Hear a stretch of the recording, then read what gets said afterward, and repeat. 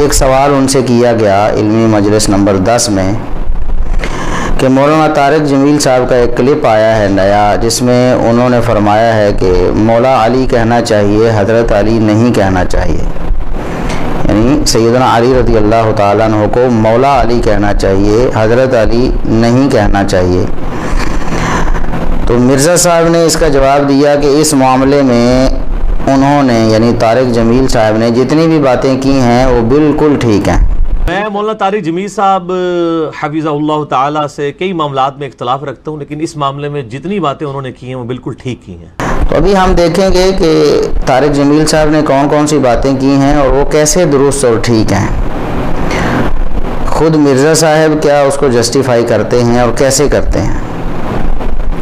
سب سے پہلی بات انہوں نے کی کہ سیدنا علی رضی اللہ تعالیٰ عنہ کے حوالے سے نبی کریم صلی اللہ علیہ وسلم نے جو فرمایا من کنت مولاہ فعلی مولاہ، جامع ترمذی وغیرہ کی حدیث ہے کہ جس کا میں مولا ہوں، من کنت مولاہ، جس کا میں مولا ہوں اس کا علی بھی مولا ہے۔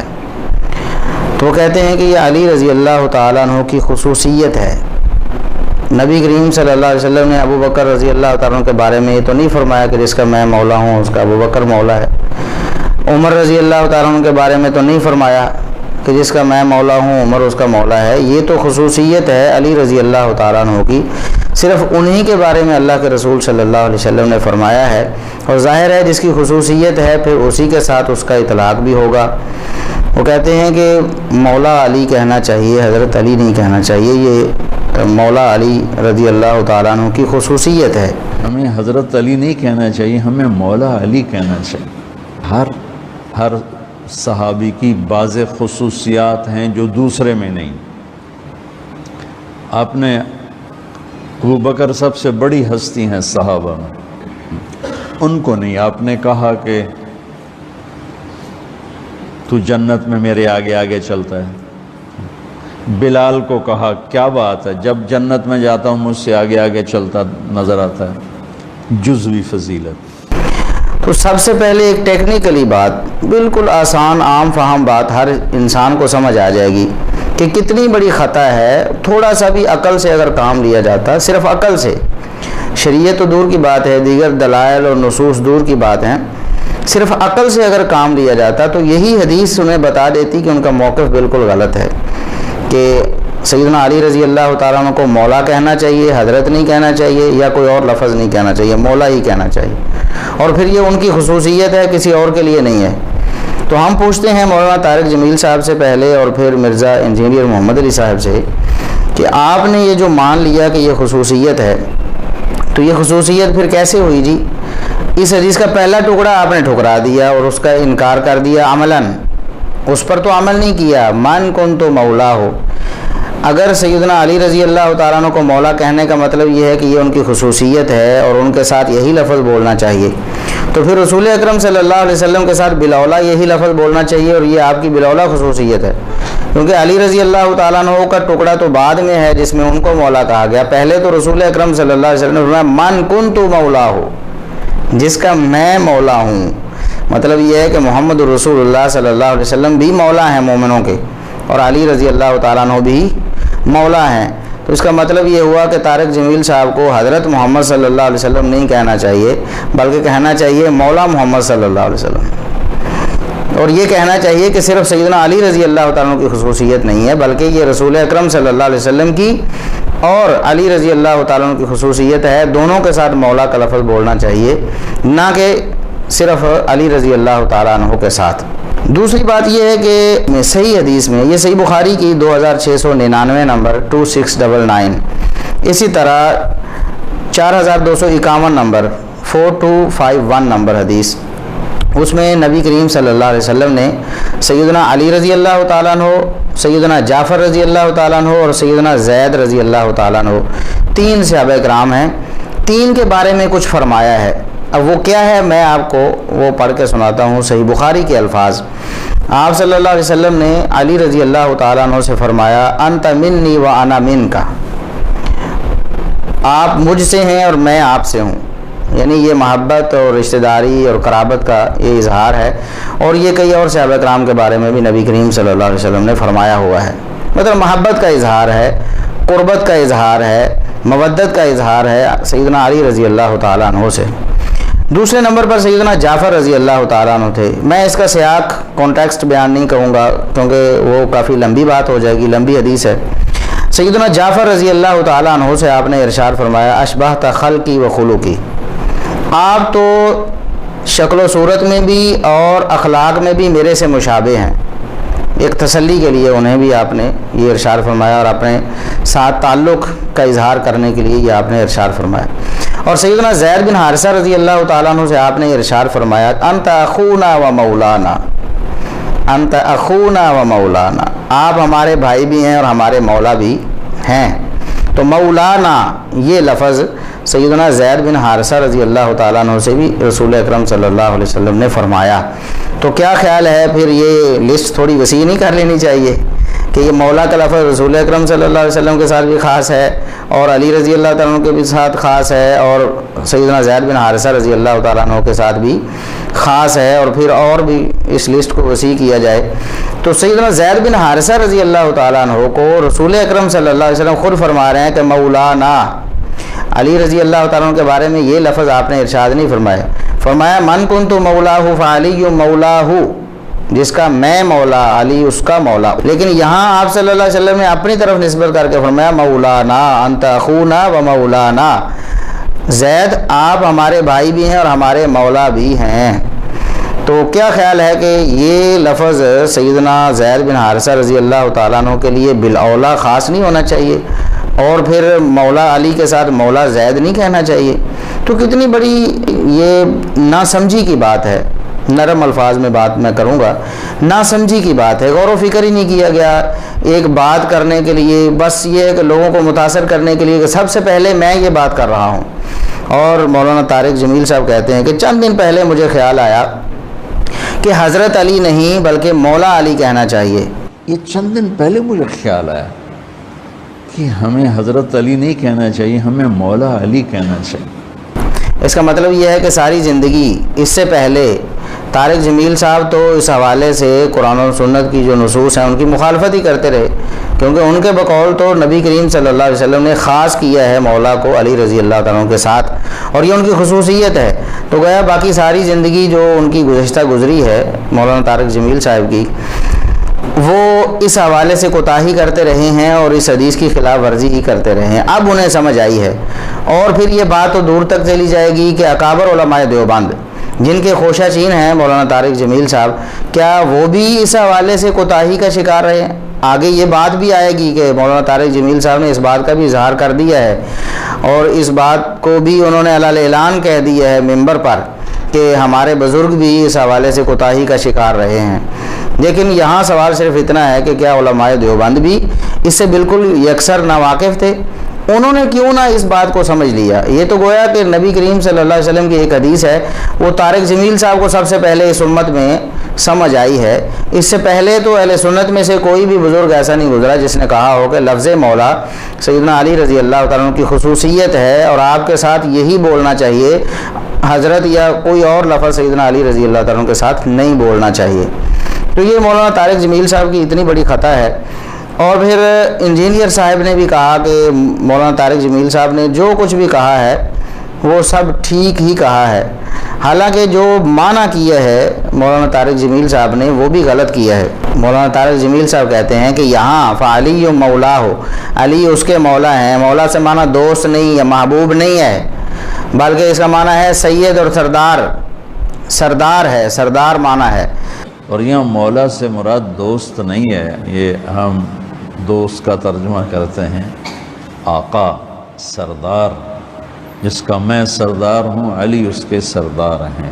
اور یہ معنی وہ ہے جو اہل تشیع کرتے ہیں، روافظ جو کرتے ہیں کہ من کنت مولاہ فعلی مولاہ، جس کا میں سردار اور حاکم اور والی ہوں، اس کا جو میرے بعد سردار اور حاکم اور والی علی رضی اللہ تعالیٰ عنہ ہوں گے۔ مطلب یہ کہ وہ خلیفہ بلا فصل کہنا چاہتے ہیں۔ اور مولانا طارق جمیل صاحب بڑے کھلے لفظوں میں کہتے ہیں کہ شیعہ جو مولا علی کہتے ہیں وہ بالکل صحیح کہتے ہیں۔ ہم سمجھتے ہیں صرف یہ شیعہ کہتے ہیں مولا علی، وہ صحیح کہتے ہیں۔ انا للہ و انا الیہ راجعون۔ شیعہ تو خلیفہ بلا فصل سمجھ کر مولا علی کہہ رہے ہوتے ہیں، وہ صحیح کیسے ہو گئے؟ مولانا طارق جمیل صاحب اس سے بھی سوال ہے، اور انجینئر محمد علی مرزا صاحب سے بھی یہ سوال ہے کہ شیعہ مولا علی کہنے میں صحیح کیسے ہو گئے، حالانکہ ان کا تو سب کو معلوم ہے کہ وہ مولا سے مراد خلیفہ بلا فصل لیتے ہیں۔ تو یہ معنی ہی سرے سے جو مولانا طارق جمیل صاحب نے کرنے کی کوشش کی ہے وہ غلط ہے، اور جو سلف صالحین معنی کرتے رہے ہیں اس کو مولانا طارق جمیل صاحب کہتے ہیں یہ معنی ہے ہی نہیں۔ اب میں صرف دو حوالے یہاں دوں گا۔ ایک تو لغوی امام ہے ابن اسیر رحمہ اللہ تعالی، بہت مشہور و معروف امام ہے لغت کے، اور انہوں نے حدیث کی لغت لکھی۔ حدیث کی لغت، حدیث میں جو اس طرح کے الفاظ آئے ہیں ان کا معنی مفہوم کیا ہے انہوں نے واضح کیا ہے۔ تو النہایہ ان کی کتاب ہے فی غریب الحدیث والاثر۔ حدیث کے ایسے الفاظ جو تھوڑے مشکل ہیں یا ایسے اہم الفاظ ہیں جن کی شرح کرنا وہ ضروری تھا، تو انہوں نے ان کی شرح کر کے بتائی ہے۔ اس میں وہ لکھتے ہیں کہ وقت تکرر ذکر المولا فی الحدیث، حدیث میں تو مولا کا لفظ بہت دفعہ آیا ہے۔ وہو اسم یقع علی جماعت کثیرۃ، یہ بہت سارے معانی پر یہ لفظ استعمال کیا جاتا ہے، اس کے بہت سارے معانی ہیں۔ فهو الرب والمالک والسید والمنعم والمعتق والناصر والمحب والتابع والجار وابن العم والحلیف والعقید والسحر والعبد والمعتق والمنعم علیہ۔